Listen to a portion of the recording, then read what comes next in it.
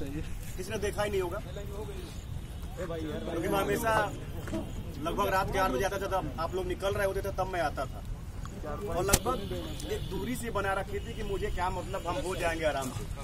अच्छा खासा नंबर था हमारा, और यही सोच के सबसे कटे हुए। और जब 28 फरवरी को रिजल्ट आता है ना, तो ऐसा होता नहीं है कि थोड़ा वॉल्यूम बढ़ा के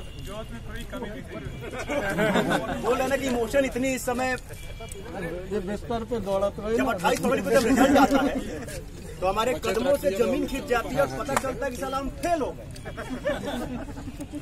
एफबी पे संदर्भ भाई का एक मैसेज मिलता है हमें, हम तो तौलिया में थे जब रिजल्ट। अब बता रहे एफबी पे इनका मैसेज मिलता है, भैया सुन लीजिए सब लोग, सबको आना है कहाँ पे, कंपनी गार्डन। हम पहुंचते हैं, वहाँ पे देखते हैं काफी भीड़ लगा हुआ है, और कोशिश हमारे भाई ऐसे कर रहे हैं कि हाँ हम लोग जीत जाएंगे, यहाँ चलना है वहाँ चलना है। पर हमें एक भी उस समय यही सत्यता थी कि किसी में विश्वास वो नहीं दिखा कि हमको जिता सकता है। फिर एक बंदा आता है जिसको मैंने देखा था कहाँ पे, यहाँ एक बार दौड़ते हुए पसीना पोंछते हुए, संडे का दिन था उस दिन, और लखनऊ में दहाड़ते हुए, वो था आदित्य। लखनऊ में इसको दहाड़ते हुए देखा था, और वो जब वहां पे आया और जब केस के बारे में बताना स्टार्ट किया तो मालूम चला कि साला रीट नवंबर से पड़ी हुई है। हम लोग सो रहे थे अब तक, ये सोच के कि हम तो सिलेक्टेड है, हमें कौन निकालेगा भाई। और जब इनकी हम लोग जब बातों को सुने और समझे, उसके बाद मालूम चला कि नहीं भाई हम जीत सकते। फिर हम लोगों ने क्या किया आप लोग भी जानते हैं, पहले सभी लोग नाम के पीछे भागते हैं।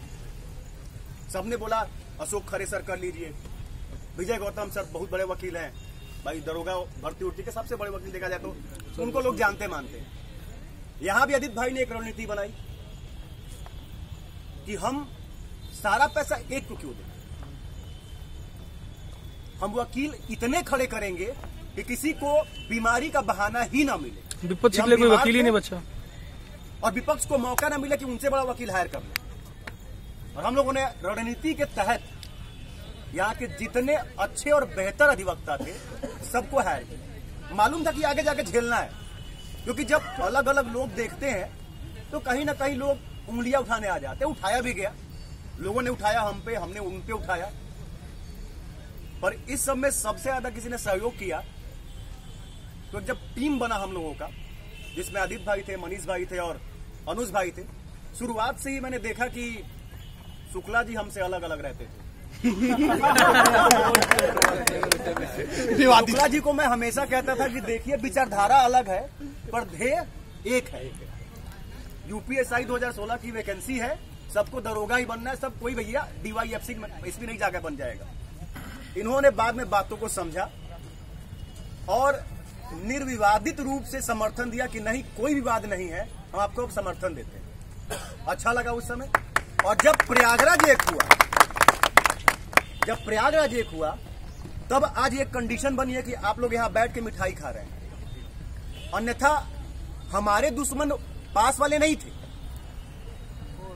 हमारे और आपके बीच में बैठे हुए लोग हमारे दुश्मन बन चुके हैं। न काम करने दे रहे थे, न खुद काम कर रहे थे। लगातार आज भी देखा जाए, जैसा कि इन्होंने बताया कि परसों रविकांत सर को लोगों ने टारगेट कर लिया। काहे भाई, उनका ही बेटा हमें जीत दिला रहा है, आप उनको टारगेट कर लेंगे। कुछ लोग गौतम जी को टारगेट कर लेते हैं, मीम बना देते हैं तुरंत। काहे भाई, आप उनके सामने याची बन के गए कि हमें न्याय दिलाइए, और आप उन्हीं का मजाक उड़ाए जा रहे हैं। अगर वो अधिवक्ता आपकी ही याचिका को अगर विड्रॉ कर ले, आप क्या कर लेंगे? क्या उन लोगों को समझ में आता है? भाई अधिवक्ता कुछ भी कर सकता है, वो बोल देगा हमारे किसी ने बोला पिटीशन वापस लेने के लिए, वापस ले लिया, काम खत्म। फिर क्या होता उनका? फिर कुछ लोगों ने व्यक्तिगत रूप से गालियां भी दी। हालांकि वो गाली अगर देखा जाए तो कहीं ना कहीं डायरेक्टली हमें थी, बट हम लोगों ने उसको इनडायरेक्टली बोला कि पूरे ग्रुप 8 के लिए है। वो गाली देखा जाए तो सबसे ज्यादा काम आई, पता है क्यों? एक हो गए हम लोग, साला उससे सब एक हो गए।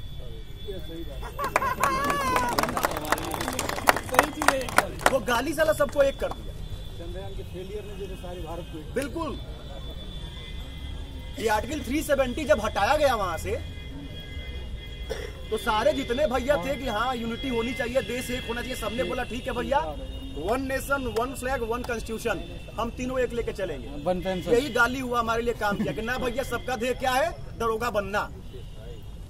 जो काम कर रहा है काम करते रहे, और आगे आने वाले समय में हम आप लोगों से यही उम्मीद करेंगे कि जो आपने धैर्य, समर्थन और विश्वास जो हम लोगों पे बना रखा है उसको बनाए रखें, क्योंकि ये क्या है, अभी तो बस हाईकोर्ट से हम जीते हैं, सिंपल सी बात है।